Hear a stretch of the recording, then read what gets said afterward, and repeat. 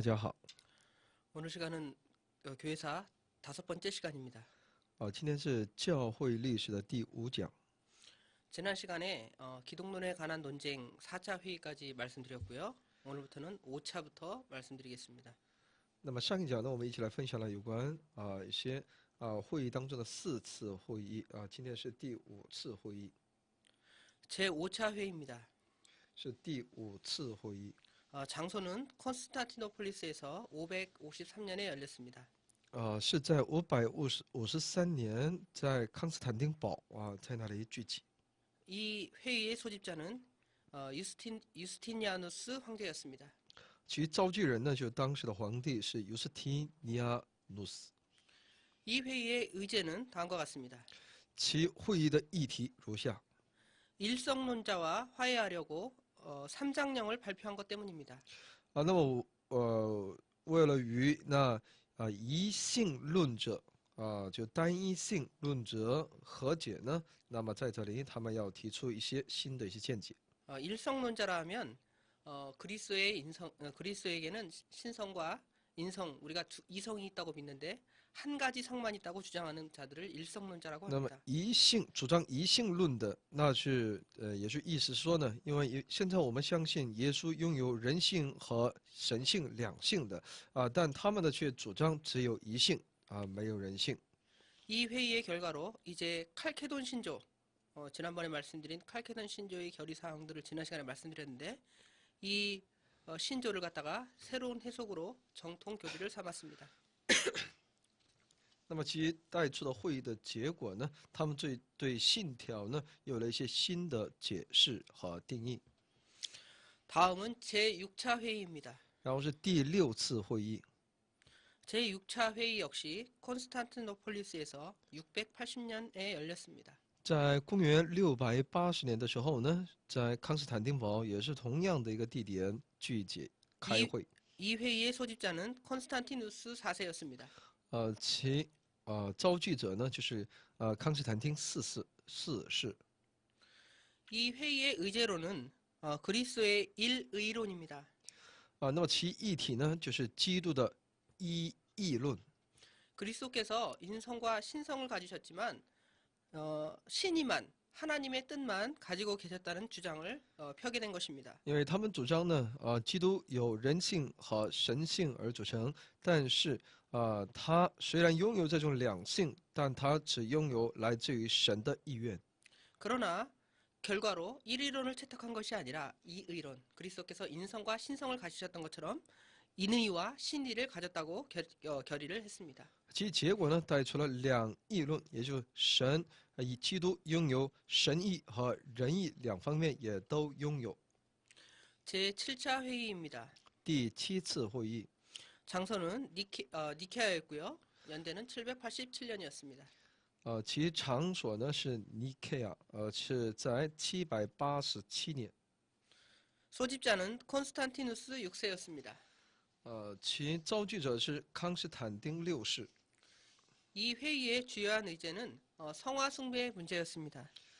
其在这里的问题呢，就是有关一些教会内的一些崇拜问题。 이 회의의 결과로 성화를 숭배하기로 결정하였습니다. 那么其结果呢，就决定在教会当中呢，来崇拜那些圣画，也就是圣人的画像。 마지막으로 제8차 회의입니다. 然后是第8次会议。 장소는 콘스탄티노폴리스고요. 869년과 879년 두 차례 열렸습니다. 第8次会议呢是在869年和879年2次召聚，也是在康斯坦丁堡。 소집자는 바실리우스입니다. 召集人是巴西利乌斯。 의제는 869년에는 이그나티우스와 포티우스가 성령의 출체 문제를 가지고 싸우는 것이었습니다. 那么其议题呢，就在869年呢，就是针对圣灵的出处这个问题在争吵。 즉 성령이 아버지로부터만 나오느냐 아니면 아버지와 그리스도로부터 나오느냐라는 문제였습니다. 也就是圣灵是出自于父神呢，还是出自于父神和圣子两位当中呢？ 이 문제는 동방교회와 서방교회가 나중에 갈라지게 되는 원인이 됩니다.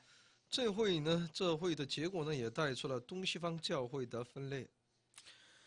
이 회의의 결과는 879년에 결정이 났는데요. 니케아 신조대로 아버지와 아들에게서 성령이 나온다고 이렇게 결의를 했습니다. 那么在公元879年的时候呢，借着尼西亚会议呢，最终确定圣灵是借着圣父、圣子来到我们中间。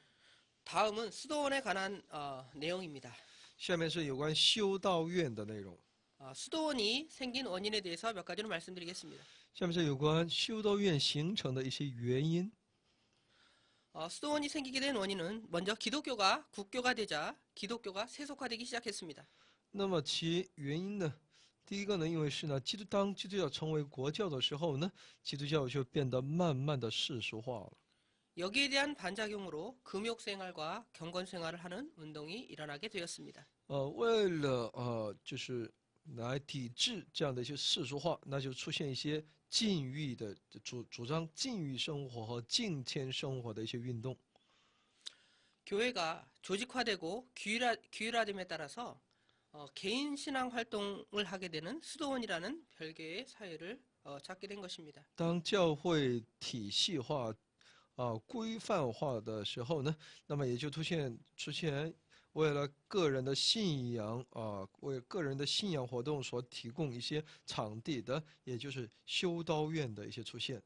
마지막 원인으로 복잡한 생활을 떠나서 물질 없이도 만족할 수 있는 새로운 생활을 욕망하는 그러한 것들이 작용하게 되었습니다. 第三呢，人们想要离开那繁杂的生活他们想要远离那物质的那种诱惑他们想要过一个没有物质也可以过一个满足的这样的一个生活的这种欲望在他们的里面，这就带出了修道院的这样的一个出现。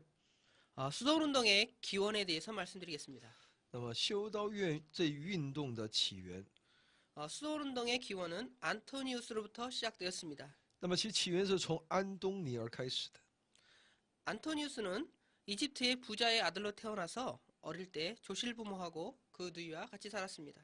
那么安东尼呢，他生于埃及的非常富足的这么一个家庭当中但在小的时候呢父母双亡是他借着与姐姐一同生活。 마태복음 19장 21절에 소유를 팔아 구제하라는 말씀에 감동해서 누이를 다른 사람에게 맡기고 재산을 다 팔아 구제하고 굴속에 들어갔습니다. 他依据马太福音19章21节，就是让我们神教训我们去周济人的这样的一些神的教训呢，他受到了很大的感动，他把自己的姐姐交给他人来照顾，自己变卖一切的财产，周济穷人之后，自己呢到山洞里面。 추종자가 굉장히 많았고요. 바케시에는 알렉산드리아에 가서 신자들을 격려했습니다. 这追随他的人很多，而且受逼迫的时候呢，他到亚历山德利亚在那里去勉励那些受逼迫的信徒。 이 안토니우스는 은둔 생활의 창시자였습니다. 所以呢，他又是那所有隐居之人的创始人。 이 안토니우스를 통해서 이제 공동 생활을 시작하게 되었는데요. 那么借着这安东尼呢，那么人们就受到他的影响，就开始共同体生活。 유명한 은자들이 거주하는 곳에 많은 은자들이 모여서 이렇게 공동 생활을 하게 된 것입니다.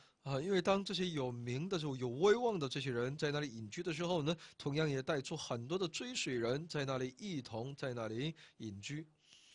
이들이 모여서 기도하고 후에는 공동 생활을 하게 되었는데 이것이 바로 수도원 운동의 기원이 되게 된 것입니다. 他们就在那里聚集祷告在那里过一个共同的这样一个团契生活，这也就成了后来的修道院了。 이런 공동 생활을 하면 규칙이 필요하게 됩니다. 那么在这样的一个共同体生活当中，必须的就是一种规则。 이러한 수도원 운동의 규칙을 제정한 몇몇 사람들을 살펴보겠습니다. 我们来看一下这些制定规则的那些代表性的几位。 먼저 파코미우스가 처음 제정을 했습니다. 首先是帕科米乌斯他最初制定。 그는 나일강 티벤나이 섬에서 수도원을 설립하고 규칙적으로 의식, 공부, 예배, 노동, 징벌에 관한 규정을 제정하였습니다. 他就在尼罗河上的他边来这个岛上呢，修建了修道院，而且在那里有规律的在衣食还有学习、礼拜、劳动等等方面，还有这些赏罚等方面呢，制定了规定。 두 번째 인물은 바실리우스입니다. 那么第二个人物就是巴西里乌斯， 바실리우스는 규칙을 정하고 교회와의 연락을 도모하였습니다. 他呢制定一种规则，要寻得与教会之间的联络。 그에게 규칙이 필요했던 이유가 몇 가지가 있었습니다. 那么他为什么他认为需要制定这样的规条呢？ 먼저 극단적인 금욕 생활을 막기 위한 것이었습니다. 首先是为了禁止那极端的禁欲生活。 두 번째로는 자유방종을 방지하고 본래의 의무를 계속하게 하기 위해서였습니다. 第二呢，就是为了防止那自由放纵来持守自己的任务。 세 번째로는 명령 계통을 확립하기 위해서였습니다. 第三是为了确立其命令系统。 다음은 서방 수도원에 관한 이야기입니다. 下边是针对西方修道院的内容。 서방 수도원은 마르티누스가 먼저 고을에 설립을 하게 되었습니다. 首先是马丁努斯在高卢建立， 암브로스는 밀란에 이렇게 서방 수도원을 만들었습니다. 安布罗修斯呢在米兰建立修道院。 로마의 귀부인들이나 지식인들이 수도원에서 노동생활을 하게 되었습니다. 那么罗马的那些贵妇人，还有知识阶层的这些人呢，他们开始在修道院里劳动生活。 카시아누스는 마르세유의 수도원과 수녀를 개설하였습니다. 那么卡西安修斯呢，他在马赛呢建立修道院，还有修女院。 굉장히 유명한 사람이 있는데요. 베네딕투스입니다. 那么也有个非常著名的叫 Benedictus。 이 베네딕투스의 그 수도원 그 규칙 법령은 아주 중요한 내용입니다. 他所制定的修道院的这种规条呢，是非常重要的内容。 수도원의 규칙 그렇게 말하면 바로 이 베네딕투스의 수도원 규칙입니다. 首先一旦提到这个修道院的一些规条，那我们就立马就应该能够想起这 Benedictus。 그는 카시노산에 수도원을 세웠는데 이 수도원은 서방 수도원의 아주 전형입니다. 他在蒙特卡洛山呢建立了修道院，这修道院是西方修道院的一个非常典型的代表性的修道院。 이 수도원의 규칙을 몇 가지로 보겠습니다. 我们来看一下这一修道院里面的一些他们的规则。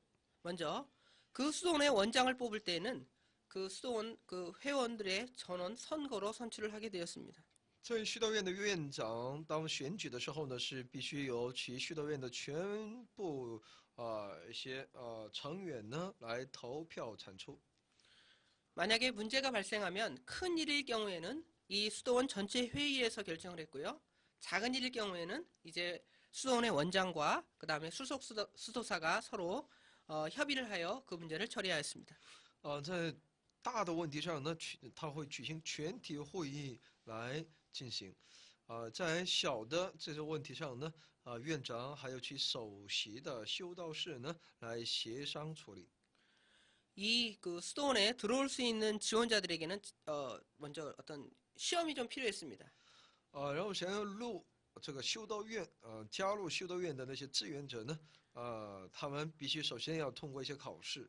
일정한 기도 시험을 한 후에 일정 기간 술을 끊는 것, 정주라고 해요. 술을 끊는 것과 엄격한 도덕을 지킬 것, 그리고 복종할 것을 서약한 후에 들어올 것으로 허락을 받게 된 것입니다. 是有条件的，必须先接受祷告，然后在一段时间内呢，他必须断酒，而且呢，必须要拥有严格的要持守道德规范，而且要服从其命令。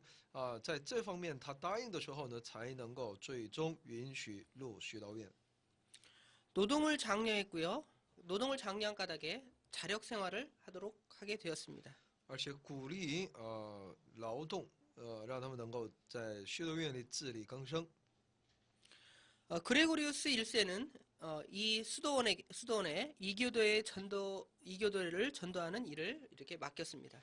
格雷高利一世呢，那么就他在这个向这间修道院呢下达任务，那就是让他们去向那异教徒传福音。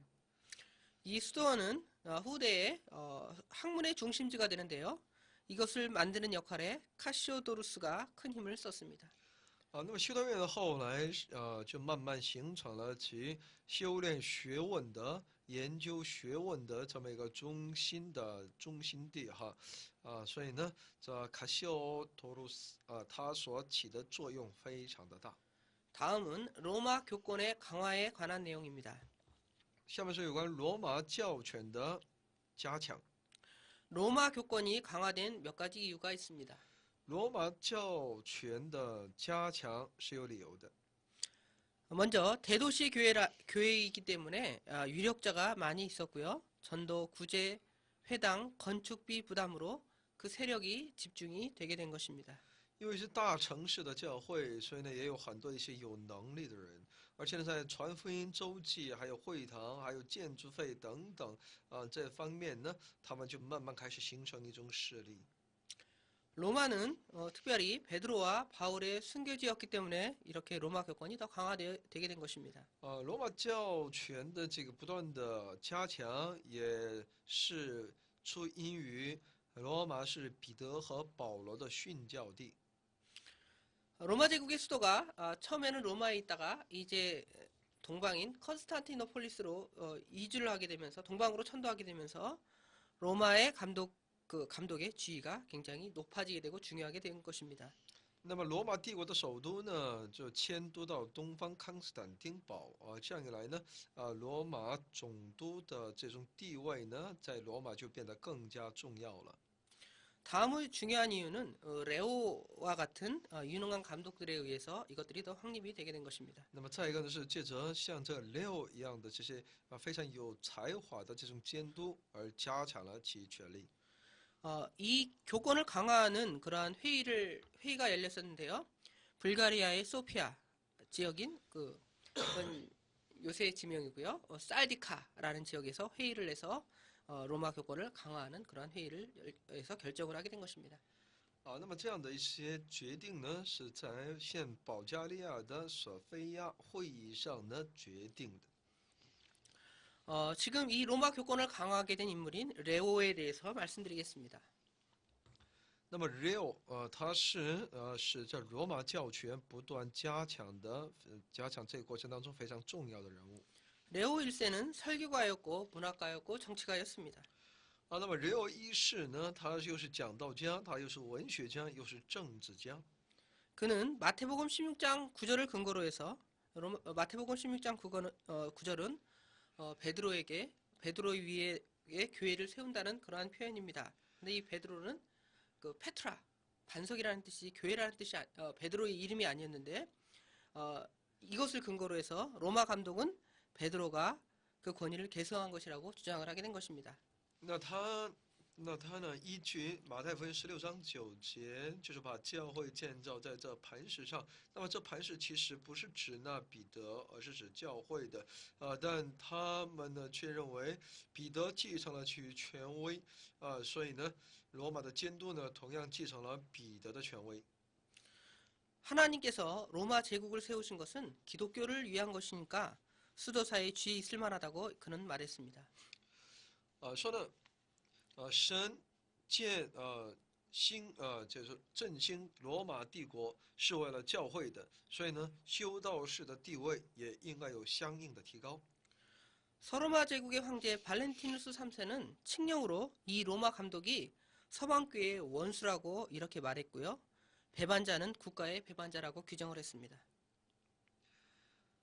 西罗马帝国的皇帝巴连提亚努斯三世呢发表命令说呢，罗马的监督是西方教会的仇敌，是背叛国家的，是叛国。 밀란과 북아프리카 등에서는 이 서로마 그 황제의 주장을 부인하였습니다.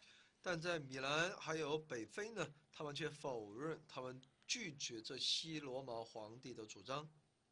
다음은 동방의 교부들에 관한 이야기입니다. 下面是有关东方的一些教父。 먼저 알렉산드리아나 팔레스틴 지방의 교부들입니다. 首先是在亚历山大和巴勒斯坦地区的教父。 첫 번째 인물은 유세비우스의 가이사랴의 유세비우스입니다. 那就在尤西比乌的凯撒。 그는 260년경에 팔레스틴 지방에서 태어났습니다. 他生于公元260年，出生在巴勒斯坦。 그는 신앙으로 감금된 일이 있었습니다. 他也因着其信仰被监禁。 315년에 가이사랴의 감독이 되었고요. 339년까지 죽기 전까지 궁정을 출입하였습니다. 公元315年成为该萨利亚的监督，到339年一直到死，他可以出入宫廷。 그는 교회사가로 굉장히 유명한 사람이었습니다. 他著有教会历史一本书。 그의 저서로는 교회사와 콘스탄티누스의 황제의 생애, 복음의 준비 등이 있습니다. 他所著的书有教会史，还有康斯坦丁皇帝的生平，还有福音的准备等等。 다음은 유세비우스의 뒤를 이어 교회사를 집필한 교회사가들입니다. 下面是有关继承尤西比乌斯的这个记录教会历史所继承的他的一些后接班人。 첫 번째 인물은 소크라테스입니다. 那么第一个呢，就是苏格拉底。 이 소크라테스는 철학자 소크라테스가 아닙니다. 这苏格拉底呢，不是哲学家苏格拉底， 그는 5세기 초엽의 콘스탄티노플의 수사학자였습니다. 他是5世纪初叶的君士坦丁堡的修辞学者。 다음은 소조맨입니다. 然后是 소조맨。 소크라테스와 비슷한 그런 시대나 연대 사람이었는데요. 역사와 내용은 다르게 저술을 하게 되었습니다. 他生活在与苏格拉底是一样的那个年代但其记录的历史和内容在叙述方面是有些不同的。 다음 인물은 데오도레트인데 그는 구브로의 감독이었고 458년에 죽었는데 교회사에 관한 많은 저술들을 남겼습니다. 然后就是Theodoret， 他作为一个塞浦路斯的监督，在458年死，他也留下了很多著作。 유세비우스의 가이사랴 다음 인물로 아타나시우스입니다. 那么再一个其接班人有亚特拿修。 아타나시우스는 326년에 알렉산드리아의 감독이 되었습니다. 他在326年成为亚历山大的监督。 그는 정통 교리를 고수하는데 그 힘을 다하였습니다. 他竭力来去持守正统的教义。 그는 궁정의 방침에 따라서 즉 정권이 이렇게 바뀜에 따라서 세 차례 유배를 당하였습니다. 他因着其政权宫廷里面的一些政权的更替呢，他3次被流放。 335년에 콘스탄티누스 황제 때 레바논의 티레, 성경의 두로라고 하는데 이 티레 지방으로 유배를 받았습니다. 在公元335年的时候呢，被康斯坦丁呢被流放到黎巴嫩的提列。 다음은 342년에 콘스탄티우스 황제 때 그는 또한 로마로 유배되었습니다. 在342年的时候呢，他被康斯坦丘斯呢被流放到罗马。 마지막으로 351년에는 콘스탄티우스 황제 때 사막으로 유배가 되었습니다. 在公元351年，也是被康斯坦丘斯呢被流放到沙漠。 비록 그가 여러 차례 정치적으로 이렇게 유배를 당했지만 죽을 때에는 편안히 죽게 되었습니다. 他虽然曾经在政治上呢遭受过这样的一些逼迫和流放，但他死的时候是非常的平安的。 그의 저서로는 로고스의 성육신, 아리우스를 반격함, 콘스탄티누스의 변증론 등이 있습니다. 他有的那些书籍呢，有罗斯的道成肉身，还有阿里乌斯就是反驳阿里乌斯，还有康斯坦丁的努斯的辩证论等等。 다음은 키릴로스에 관한 내용입니다. 下面是有关基里罗斯的一些内容。 그는 알렉산드리아의 감독이었습니다. 他是亚历山德利亚的监督。 교리는 바른 교리를 가지고 있었지만 성격이 포악하고 당파심이 아주 강한 사람이었습니다. 他在理论上呢是各方面还是很认可的，人们所认可，但他的性格非常的残暴，而且呢他总是在做一些党派的这种争斗。 그의 이러한 성품은 신플라톤 학파의 여철학자인 히피타야를 피살하는 책임이 그에게 있다는 것을 보여주었습니다. 所以呢他也就带错了在针对杀害新柏拉图主义的女哲学家希波蒂妞有关她的被杀事件，他负有责任。 다음은 시리아와 소아시아 지방의 교부들입니다. 下面是叙利亚和小亚细亚地区的教父们。 첫 번째 인물은 데오도레입니다. 第一个人物呢是西奥多， 그는 길르기아의 모브스 에스티아의 감독이었습니다. 他是西里西亚摩普水提亚的监督。 그는 성경 주석가로 굉장히 유명한 사람이고 그 단편이 오늘날까지 전해지고 있습니다. 他是作为注经非常的有名，他的一些短片呢也一直流传到今天。 그의 주석은 역사적이고 언어적인 주석으로 굉장히 유명합니다. 他的一些注解呢是带着一种历史性的，是带着一种非常亲近的这种语言性的。 두 번째로는 갑바도기아의 세 명의 신학자입니다. 下面是有关卡帕多尼亚的3位神学家。 첫 번째 신학자는 바실리우스입니다. 那么第一呢就是巴西利乌斯。 바실리우스의 생애를 몇 가지로 말씀드리겠습니다. 我们从几个方面看一下他的生平。 그는 그 조모의 그러니까 할머니, 그렇죠? 할머니의 신앙에 영향을 받았습니다. 他受到其祖母的信仰的影响。 안디옥과 콘스탄티노폴리스, 아덴에서 공부를 했습니다.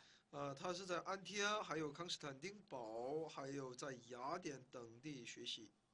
355년에 변호사가 되었고요. 자매의 그 권고로 해서 수도 생활을 시작하게 되었습니다. 355年呢，他成为律师，而且呢，借着其妹子的劝告，进入到修道院去生活。 365년경에는 가이사라 교회의 부목사가 되었고요. 그 5년 후에는 그 교회의 감독이 되었습니다. 在365年呢，他成为该萨利亚教会的副牧师，5年之后成为了监督。 그는 교회를 통솔하는 능력과 그것을 지도하는 능력이 특출해서 수도원의 규칙을 제정하였습니다.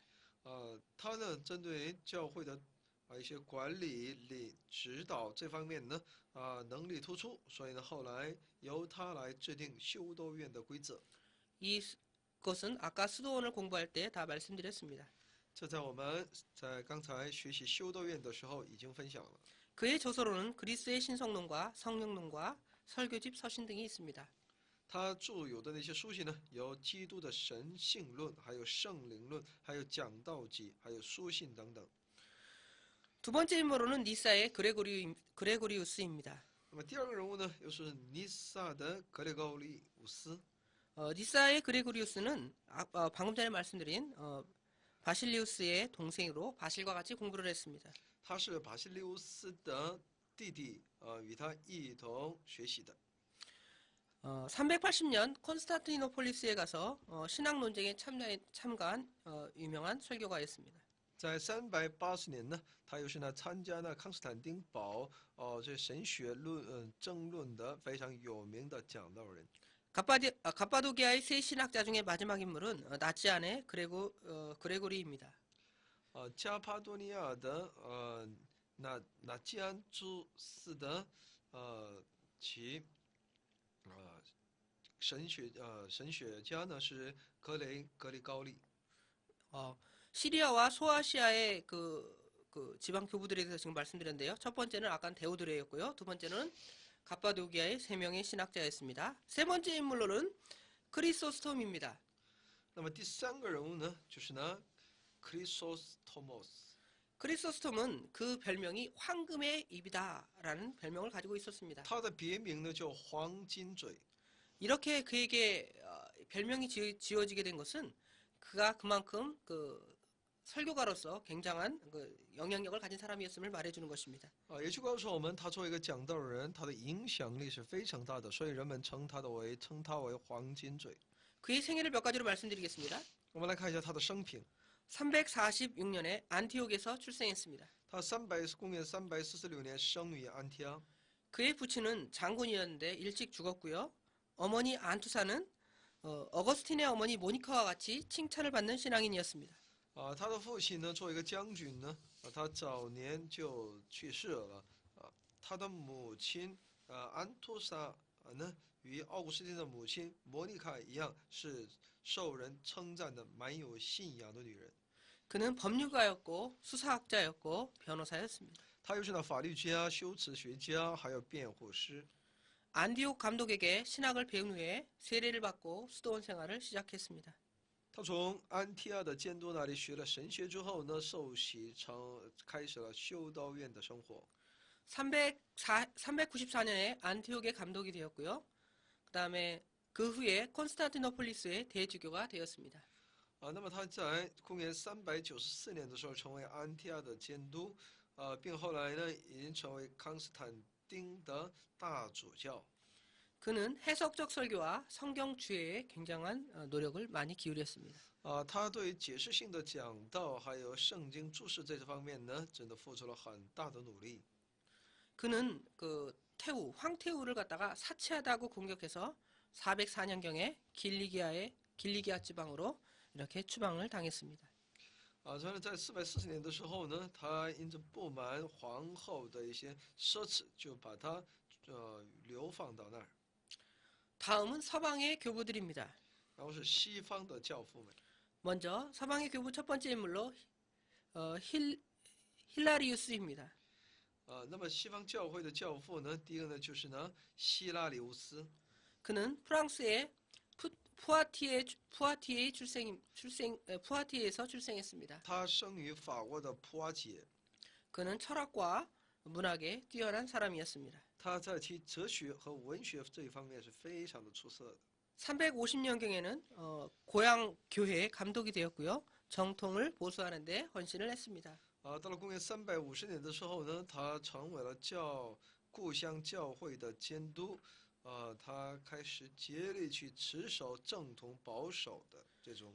그의 저서로는 삼일신론과 신학론과 시편 주해가 있습니다. 他著有三一神论，还有信仰论，还有诗篇的一些注解。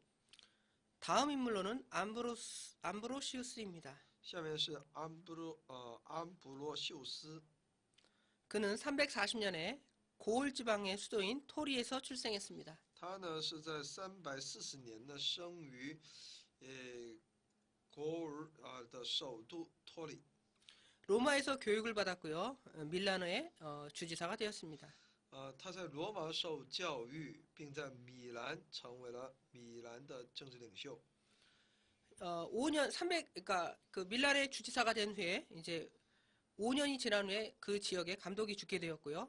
그 감독이 죽은 다음에 그 지역에 감독으로 후임이 되게 된 것입니다. 过了5年，他们那当地的监督死了，作为一个后续人，他就成为了其监督。 그는 교회 통솔과 권위 유지에 큰 명성가였습니다. 他在教会的一些管理还有权威维持这等等方面呢是非常的高的。 그의 저서로는 설교집과 성경주해와 찬미가가 있습니다. 他具有讲道集、圣经注解，还有赞美诗等等。 다음 인물은 제롬입니다. 下一个人物呢是杰롬。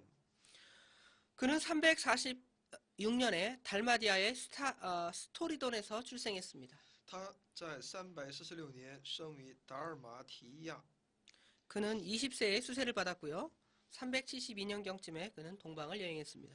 他在20岁的时候受洗，到了372年的时候呢，他向东方旅行。 그리고 그는 후대에 베들레헴에 이르러서 새 수도원을 건축하게 되었습니다. 那么后来呢，他在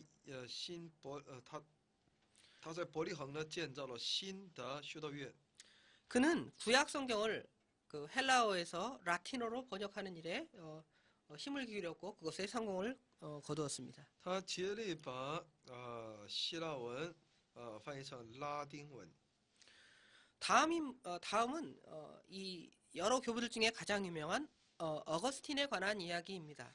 下面是在那教父当中最有名的奥古斯丁。 어거스틴은 그 서양 그 신학자뿐만 아니라 그 서양 철학자에 굉장히 큰 영향을 끼친 인물입니다. 奥古斯丁不仅在其西方神学当中，他起了非常重要的影响力，而且在其哲学领域也有非常大的影响力的。 그의 생애에 대해서 먼저 말씀드리겠습니다. 我们首先看一下他的生平。 그는 북아프리카 타가스테에서 출생했습니다. 他生于北非的塔克斯坦， 오늘날의 알제리 지방입니다. 今天的阿尔及利亚。 그의 아버지는 파트리키우스였고요. 이교도였습니다. 他的父亲叫帕特里丘斯，而且是异教徒。 그러나 후에 이제 죽을 때쯤에 그 신자가 되었죠. 他是在临死的时候成为了信徒。 그의 어머니는 모니카로서 독실한 신자였고 그 기독교인들의 어머니의 대표 인물입니다. 他的母亲叫莫妮卡，是一个非常虔诚的信徒，是所有基督徒的模范。 그 다음에 수사학자로 굉장히 유명한 사람이었고요. 8년간 만이교, 이원론을 신봉하는 사람이었습니다. 从修辞学的这一领域呢，他也是非常有研究的。在其青年时期8年，还有马里教里面也在去侍奉那些假神。 387년 3월경에 암브로시우스의 설교를 받고 입신을 했습니다. 在387年3月的时候呢，听了安布罗修斯的讲道，在那里归信悔改。 그는 히포교의 감독이 되었고요. 그 다음에 게르만족의 침공 때에 76세로 죽음을 맞이했습니다. 那他又成为辛坡教会的监督，在日耳曼族侵略的时候呢，他在76岁那年他死了。 그의 사상을 몇 가지로 정리해 보겠습니다. 我们来从几点来去整理一下其思想。 그는 신을 인격적인 체험 대상으로 믿었습니다. 他把神呢当做一个蛮有人格的这种对象来去相信。 그리고 그는 그리스도의 양성, 신성과 인성을 주장하게 되었습니다. 他也主张基督的两性、神性和人性。 그는 삼위일체 교리를 아주 정리를 잘했고요. 他很好的来整理了三位一体的这样的一个教义， 우리 인간의 원죄를 인정했습니다. 也承认了我们人的原罪。 그는 그리스도의 구원 사역을 확신했습니다. 他确信基督的救赎的工作。 그는 예정론의 대표가입니다. 他又是那预定论的代表性的人物。 신학자 칼빈이 바로 이 어거스틴의 예정론의 영향을 많이 받은 것입니다. 那么神学家加尔文呢，他就是受到了奥古斯丁的在有关预定论的一些影响。 그리고 그는 무형교회의 내세관을 확인했습니다. 而且呢，他也确立了无形教会的这些针对无形教会的来世观。 그는 정통 신자됨이 구원의 필수 요건이라고 말했습니다. 而说呢，正统教会的信徒，他才是一个最终得救的一些得救的必须条件。 그는 성례와 의식의 관계를 주장하면서 성례 전론의 원조를 세웠습니다. 他关注其教会当中所进行的圣礼仪式等等。 그의 저서를 몇 가지로 보겠습니다. 我们来看一下他的一些著作。 첫 번째 책은 솔리로키아, 독백이라는 책입니다. 那么第一本呢是个叫《独白》这么一本书。 그는 그 책에 신과 영혼과 영생에 관한 논의를 했습니다. 他在这本书当中呢提到了有关神、灵魂和永生等等。 그의 두 번째 책으로 유명한 것은 참회록입니다. 他的第二卷呢非常有名的是悔过书。 이 참회록에는 자기 자신의 자서전이기도 하지만 자기가 하나님을 찬양하며 자기 자신의 죄악됨을 고백하는 책이었습니다.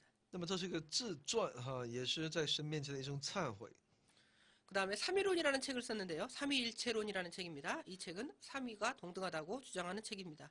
而且又写了三位一体这么一本书也就是说主张其三位是同等的。 그는 또 마지막으로 하나님의 도성이라는 책을 썼습니다. 最后他又写了《神的都城》这么一本书。 그는 그의 책에 지상 나라는 망하지만 하나님의 나라는 영원하다고 말했습니다. 他在记得那本书当中说呢，这地上的一切的国都会灭亡，但神的国却是永存的。 다음은 펠라기우스 논쟁입니다. 下面是佩拉修斯争论。 동방교회가 기독론 논쟁, 그래서 우리가 아까 그 8차간의 그 기독론 논쟁 회의를 하고 있을 때 서방교회는 죄와 구원의 문제를 논하고 있었습니다. 当东方教会针对基督论的问题不断的在那里辩论的时候呢，西方教会呢是针对教会的罪和得救的问题在那里发生争论。 이 서방교회가 죄와 구원의 문제에 관해서 더 많이 논한 것은 이 라틴 민족의 관념 때문이었습니다. 西方教会对他们关注罪和救恩，那是因为其拉丁民族。 라틴 민족은 죄에 대한 심각한 관념을 가지고 있었습니다. 那么这个拉丁这民族呢，他们对罪呢有一个非常深刻的、严重的就是深刻的这种关注。 터툴리안이 죄의 유전을 가르친 이후에 암브로스, 힐라리우스 같은 학자들이 원죄의 관념을 기초로 구원을 얻기 위해 하나님의 은혜가 필요하다고 주장했습니다. 那么德尔托良呢，他主张了有关罪的遗传的这个问题还有那希拉里乌斯，还有安布罗修斯他们这些学者呢以其原罪的观念为基础说为了得救呢，必须寻求神的恩典。 그러나 어거스틴 때에 이르러서는 이것을 확실하게 정리하는 그러한 계기가 되었습니다. 那到了奥古斯丁那个时候呢，那就把以上的这些教义呢，都把它完全的规范化。 이 어거스틴의 그 죄의 관념과 은혜의 관념들을 철저히 반대한 사람이 펠라기우스입니다. 那么反对其奥古斯丁的这样的一个观点的呢，是呢贝拉基。 펠라기우스는 영국의 수도사로서 5세기 초에 로마의 도덕적 부패를 갖다가 신용하려고 굉장히 노력을 한 사람입니다. 他作为英国的修道士呢，到了5世纪初叶的时候呢，他是竭力想要去改正其罗马的在道德方面的腐败。 성질이 온순했고요, 품행이 방정했고 또한 지식이 명석한 사람이었습니다. 他是性情非常温顺，品行各方面知识还有是非常有明理的人。 그는 카르타고에서 장로가 되려고 했으나 파울리누스의 반대로 장로가 되지 못했습니다. 他本想在迦太基做长老，但是因为有保利努斯的反对而未得成。 그러나 그가 에베소로 가게 되었고요. 에베소의 장로가 되어서 그의 주장은 이렇게 널리 퍼지게 되게 된 것입니다. 但是后来到了以弗所，就是以弗所的那些周边的长老呢，使自己的这些主张学说呢，都能够不断的传递。 431년경 그 예배소의 회의에서 그를 이단으로 규정하게 되었습니다. 在431年以弗所会议上呢，把他定性为异端。 이 어거스틴과 펠라기우스의 근본적인 차이는 그 어거스틴은 우리 인간이 범죄해서 하나님에 이를 수 없고 하나님의 예정을 철저히 주장했지만 펠라기우스는 우리 인간이 완전히 타락하지 않았고 우리 인간의 노력으로 구원을 얻을 수 있다는 주장을 하게 된 것입니다. 那么奥古斯丁呢，主张呢，人呢是完全的堕落了，是只能是借着神的预定才能够得恩典但其贝拉基呢却主张呢，人没有完全的堕落，人是可以靠着自身的努力可以重新获得救恩。 다음은 반펠라기우스주의입니다. 下面是就是反贝拉基主义的这样一些观点。 여기서 반펠라기우스주의라는 것은 펠라기우스를 반대하는 주의가 아니라 그 어거스틴주의와 펠라기우스주의의 중간에 위치하는 주의를 말합니다.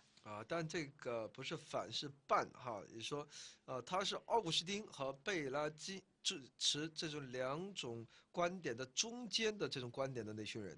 반펠라기우스설을 주장한 사람들은 카시아누스와 파우스투스였습니다.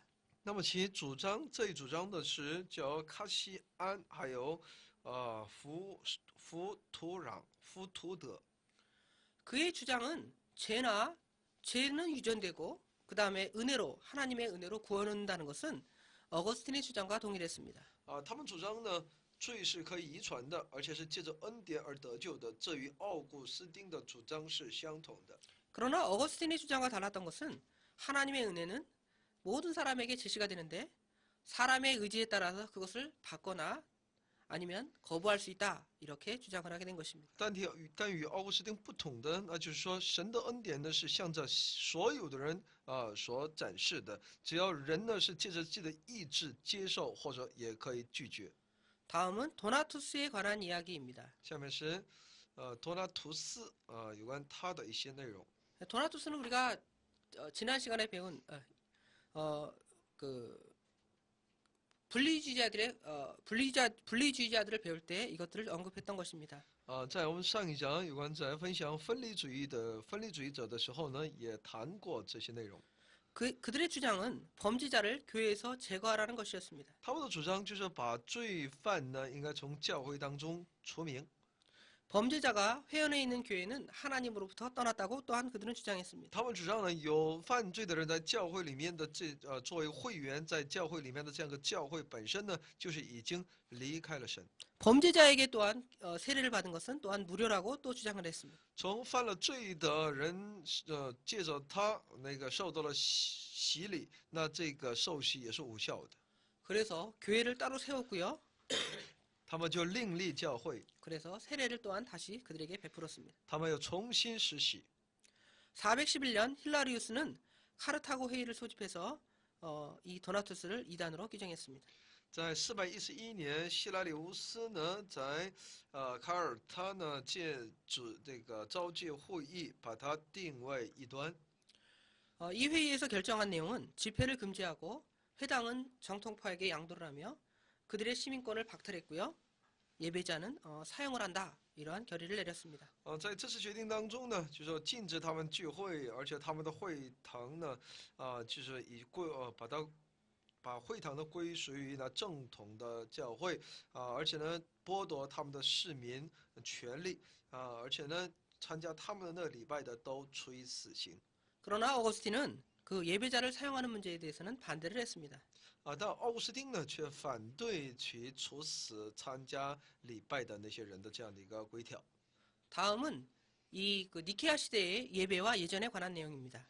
下面是有关尼西亚时代的这种礼拜，还有这些它的一些传统。 회당은 그 바실리카식이나 원형 다각형식이나 비잔틴식의 회당에서 예배를 드렸습니다. 那么礼拜呢是在这会堂其形状像长方形的建筑，或者是圆形、多角形，还有拜占庭式的建筑。 그들에게는 다른 여러 가지 풍속들이 생겼습니다. 他们也有很多一些风俗。 그리스도의 화상, 그러니까 예수 그리스도의 그 그림을 갖다가 숭배하는 그런 생각을 가지게 되었고요. 他们开始去崇拜耶稣的画像。 그 다음에 성자를 숭배를 했습니다. 他们也崇拜那些圣人。 여기 성자라는 것은 그 예수 그리스도를 말하는 성자가 아니라 그 유명한 성인들, 그렇죠? 과거에 큰 일을 행했던 성인들을 숭배하는 것이었습니다. 就是崇拜那些历史上有名的那些圣人。 그 다음에 그들의 유물을 또한 숭배하기도 했고요. 而且崇拜他们的遗物。 그 다음에 성모 마리아를 숭배했습니다. 他们也崇拜圣母玛利亚。 그 다음에 천사를 숭배하기도 했습니다. 崇拜天使。 다음은 예배에 관한 내용입니다. 下面是有关礼拜的内容。 이때 시대에 이르러서는 설교보다는 의식에 더 치중을 하게 되었습니다. 这个时候开始礼拜呢，比起讲道更加注重的是仪式。 일부에는 세례와 참여하지 않는 자도 참석을 하게 되었는데요. 성경을 낭독하거나 찬송하거나 설교하거나 기도를 행했습니다. 那么其顺序的第一步呢，就是那些也未受洗、也未悔过的人也可以参加，而且他们在那里朗诵圣经、赞美、讲道、祷告。 2부 때는 그 일부의 사람들이 다 퇴장한 후에 여러 가지 다른 행사들을 했습니다. 那么第二步呢，顺序的第二步呢，就是参加第一步的人全部退场之后呢，再进行一些其他的一些事项。 절기로는 성탄절을 12월 25일 날 지켰는데요. 有关节期呢，圣诞节定为12月25日。 이것은 초대교회 전통이 아니라 그 로마의 여러 가지 축제들의 기원에 의해서 지키게 된 것입니다. 但这不是初期教会的一些传统，而是罗马的原先就有的一些庆祝活动所传来的。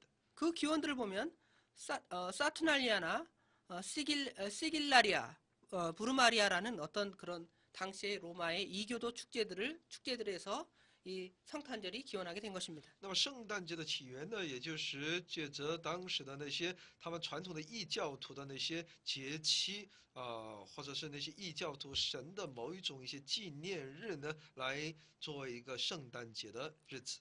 예, 오늘 여기까지 이렇게 공부를 우리가 다 했습니다. 今天我们就学到这里。 다음 시간에는 중세교회사를 공부하도록 하겠습니다. 下一堂课堂下一讲开始呢，我们来学习中世纪的教会历史。 감사합니다. 谢谢大家。